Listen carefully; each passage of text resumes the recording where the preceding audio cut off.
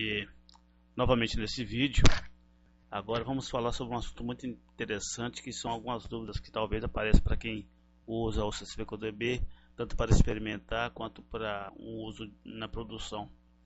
É o seguinte, uma coisa que a pessoa pode perguntar é o seguinte: por que o CSV-CoDB não usa texto cotado por aspas duplas para representar nome de campo e dados? Uma pergunta muito importante.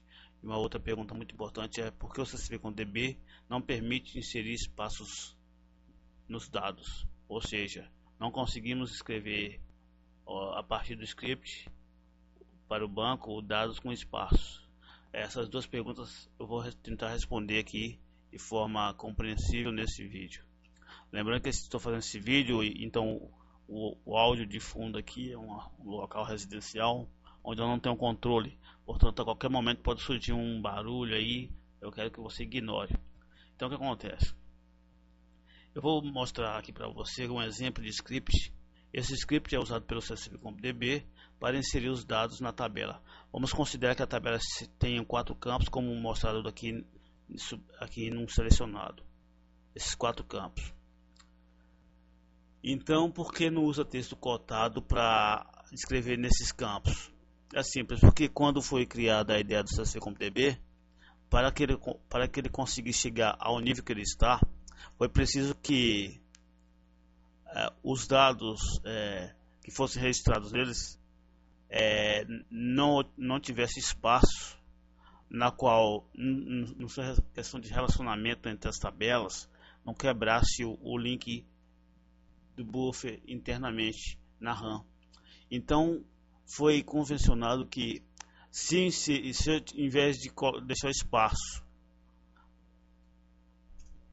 e colocar a duas aspas para manter a integridade do relacionamento em buffer na memória RAM, sim, aí é possível continuar fazendo o mesmo procedimento.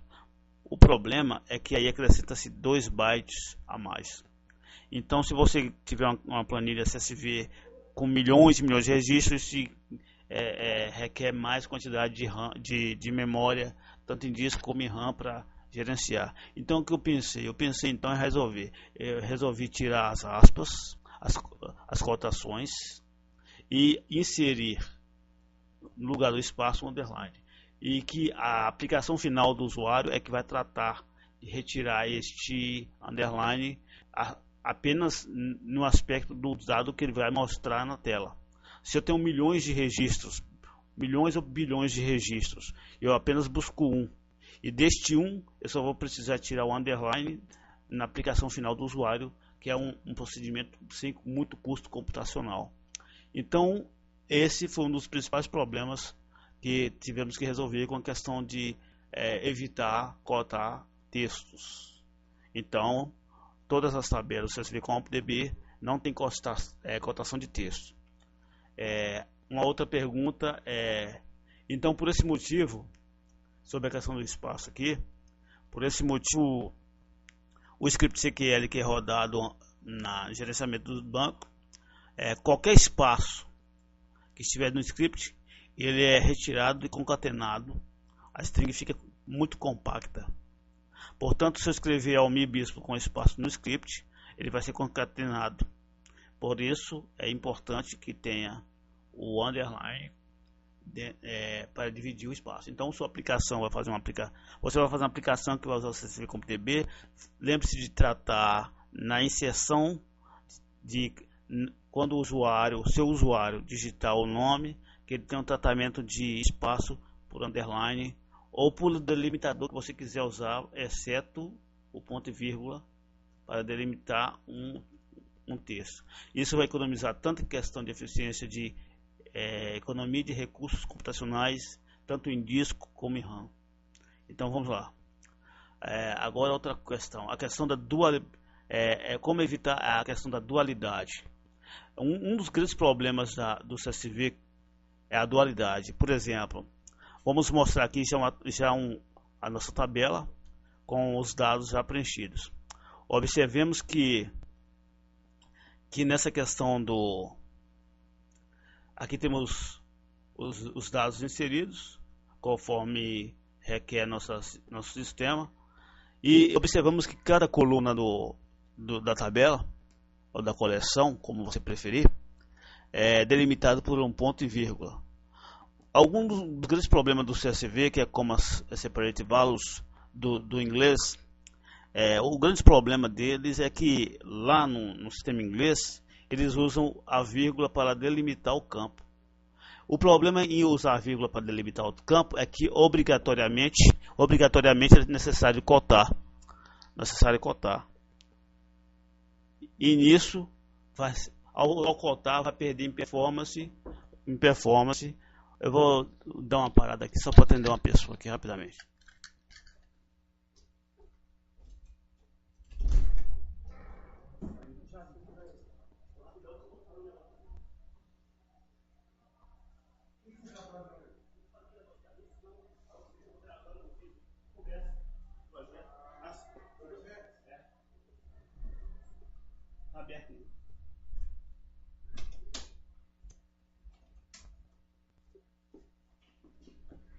Tive que atender uma pessoa que apareceu aqui de modo inesperado, como tenho dito. É tudo imprevisto, tudo feito no improviso. Então o que acontece? Se eles usam ponto e vírgula, se eles usam a vírgula, obrigatoriamente eles vão ser necessário cotar para que a ideia permaneça.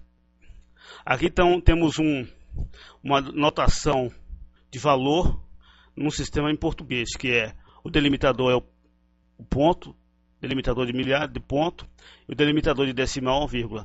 No sistema inglês então é algo invertido, é uma vírgula e um ponto. Observe que a dualidade do entendimento, usando a vírgula como delimitador, permanece. Então, por esse objetivo, o CSV.db usa o ponto e vírgula como delimitador. Dessa forma, é necessário eliminar as aspas para a cotação do dado e, da mesma forma, o dado continua sem nenhuma dualidade, tanto para o sistema inglês como para o sistema em português. Então, o CSV.db continua sendo um sistema para atendimento internacional, redução de consumo de recursos computacionais. Aqui então temos, para descrever esses dados, inclusive o nome dos campos, com essa forma, gastamos apenas 61 bytes. Já para descrever num sistema totalmente inglês, segundo as normas pregadas pelo consórcio internacional, baseado nos Estados Unidos, para descrever os mesmos dados são necessários 77 bytes. Um acréscimo muito grande de porcentagem de uso, de valor aqui, de consumação. Agora, uma coisa que é ainda pior. Vamos falar sobre a questão do JSON. O formato JSON, como podemos ver aqui, eu digitei os mesmos dados que estou representando aqui nesse formato. Digitei aqui então nesse JSON aqui. Observa que para os mesmos dados foram necessários gastar 78 bytes. Ou seja, é uma consumação maior ainda. E o pior é que essa consumação tende a aumentar conforme são adicionados novos registros ou documentos à coleção. Então eu tenho que o formato JSON vai ser um problema computacional no futuro em breve. Ou seja, o JSON será praticamente um erro estratégico da comunidade internacional para esse tipo de tratamento de dados. Então, todas as dúvidas com referência à questão do espaço no CSV.db e os cálculos de consumação foram, espero que tenham sido esclarecidos nesse vídeo, e o porquê de evitar-se usar tanto espaço como cotação no script CSV.db. Novamente eu agradeço a sua visualização. Você pode acessar meu blog, onde tem vários projetos, documentos, baixar o CSV.db e também pode enviar um e-mail se precisar. Obrigado pela visualização.